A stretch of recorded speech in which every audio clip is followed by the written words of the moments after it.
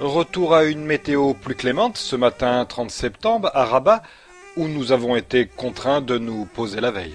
Nous allons nous préparer pour un vol jusqu'à Tarfaya avec une escale à Essaouira pour ravitailler.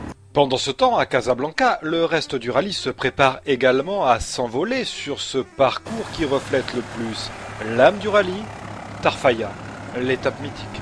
Oui, tout à fait. Il s'est passé beaucoup de choses sur ce trajet entre Casablanca et Tarfaya. À Rabat, c'est l'heure de prendre les airs. Nous empruntons le cheminement obligatoire imposé par le contrôle aérien au nord du Maroc, direction Essaouira pour le ravitaillement. Puis nous suivons cette route tracée par les illustres pionniers. Ils redoutaient cet endroit parce qu'à partir d'Agadir, il y avait des tribus dissidentes qui étaient susceptibles de les attaquer et de les faire prisonniers. C'est arrivé à plusieurs reprises. Mermoz a été prisonnier, Rennes et Serres ont passé 400 et quelques jours de détention dans le désert. Mais aujourd'hui, ce n'est que du bonheur. Nous profitons d'ailleurs de la latitude donnée par un contrôle aérien un peu moins tatillon au sud du Maroc pour effectuer des vols à très basse altitude.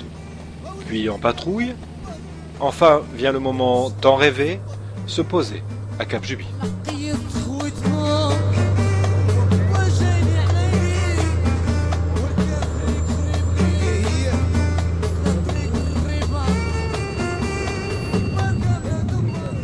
À tour de rôle, les avions se posent sur ce lieu mythique.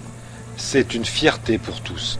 Non, c'est chouette d'être là et on est tous les deux très contents d'avoir pu au moins de nos propres yeux voir ce lieu.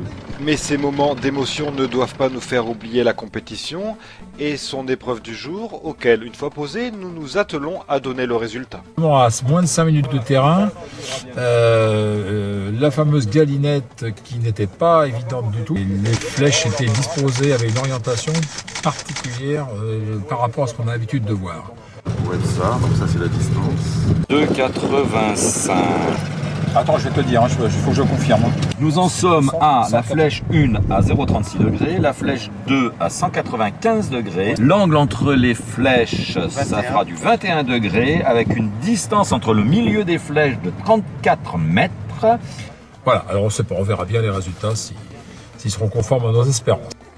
Puis sur le sable chaud de Tarfaya, nous nous rassemblons autour d'un verre et retrouvons les correspondants locaux ainsi qu'une ancienne figure du rallye, Jean-Marie Audibert, revenu sur ces terres à l'occasion du 30e rallye. Ce matin, nous avons tracé la piste à 8h du matin. C'est l'organisation du rallye aérien, participer à la traçage de la piste, l'accueillement et tout. La sérénité du lieu nous transporte dans un autre temps. Oubliez la galinette d'avant l'arrivée. Les pensées de chacun divaguent, le nom de Saint-Ex résonne dans les têtes. On peut imaginer le petit prince en train de peut-être rôder dans ces dunes. C'est encore plus émouvant quand c'est son propre neveu qui nous en parle. Il écrivait à l'époque Terre des Hommes. Il lisait des passages.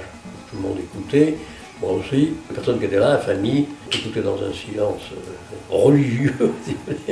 Et il y avait de l'émotion.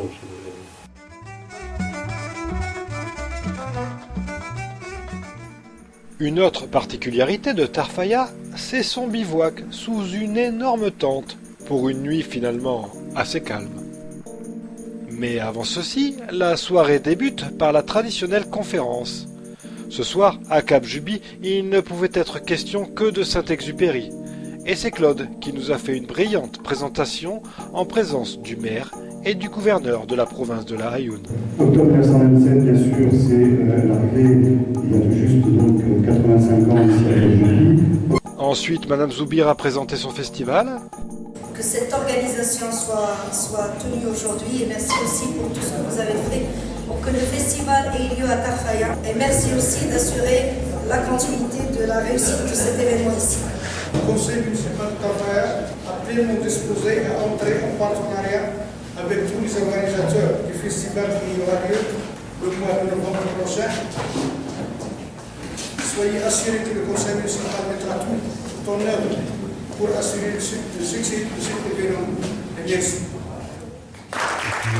On a aussi une autre opération, la remise du matériel informatique que la société Air Formation envoie à un jeune de Tarfaya qu'elle a sélectionné pour lui offrir une bourse pour la formation à une licence de mécanicien aéronautique international. Et voilà la tablette d'e-learning que j'ai le plaisir de remettre à Norman El-Asraoui et avec lequel je pense qu'il va pouvoir se connecter avec ses formateurs toulousains. On aura l'occasion de voir un peu